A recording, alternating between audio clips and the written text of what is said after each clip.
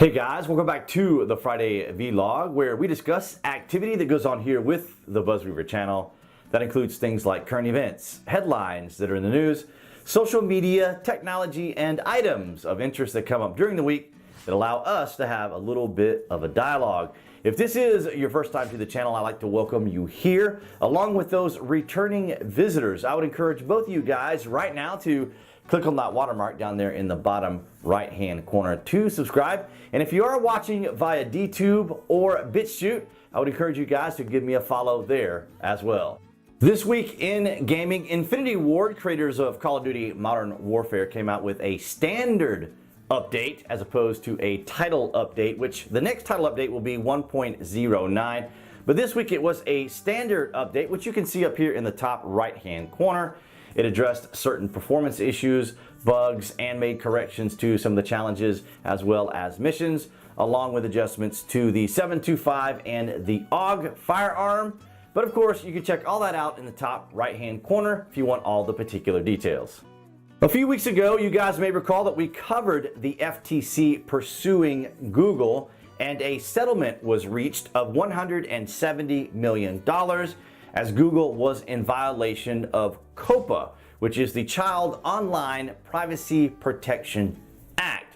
Now, as we also have discussed here, some of these tech giants, of course, are protected under Section 230, but that really doesn't comply with the fact that Google, as a company, as a business, as a browser, collects information from its users, or cookies, for example, which are, of course, supposed to make our lives easier by auto-completing the fields with our information, name, address, and those sorts of things when we do purchases and orders and exchanges and things of that nature online commerce. And of course, in the mix of all that, of course, there are going to be children that are using the browser and or platforms like YouTube. And the curious thing is that COPPA has been around for several years, as I understand it, around 2013, 2014. So for quite some time, the tech giants have been able to get around, or were just kind of ignored, I suppose you could say, when it comes to COPPA or these forms of compliance. But suddenly, of course, several complaints came up, and so the FTC had to act on that, and they did, and they were successful. So what does that mean for us as creators on YouTube? Well, it means several things. One, we will have to be compliant by January the 1st of 2020, which means that, ironically, the responsibility of ensuring that our content is not for children, or if it is for children, then we have to clearly indicate that in some of the options that we have within our within the video manager.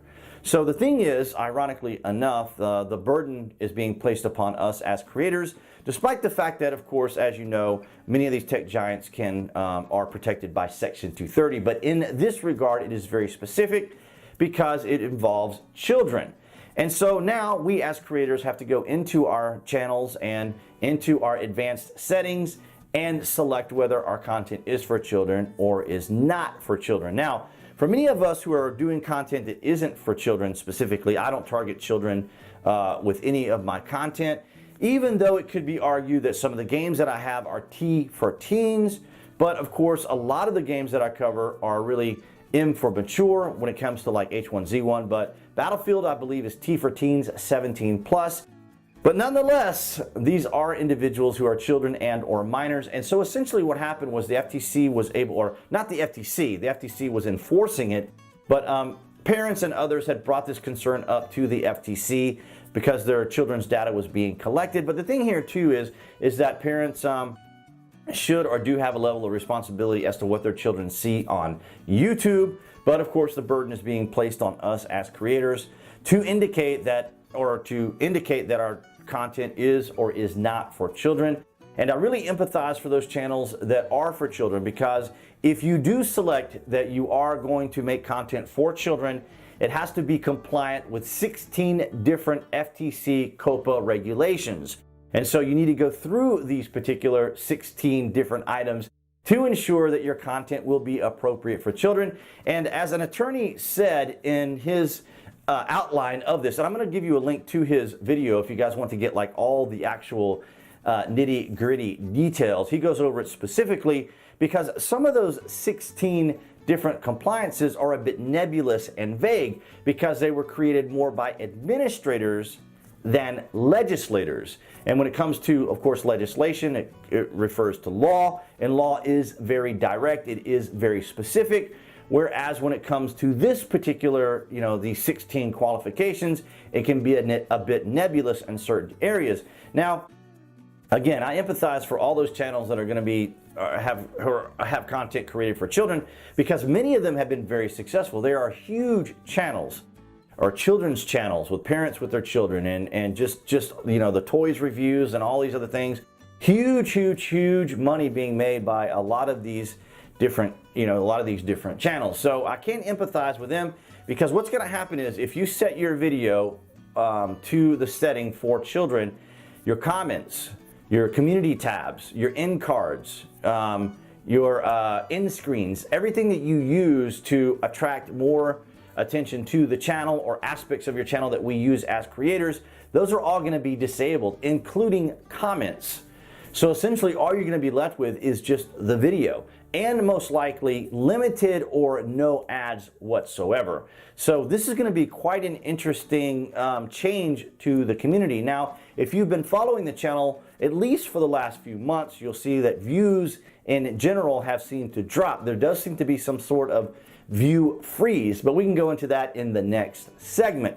But nonetheless, one of the big issues that I want to discuss today with you guys is on COPPA, and I will leave you information down in the published section below this video so you guys can look into what we are going to have to do as creators to be compliant to the FTC.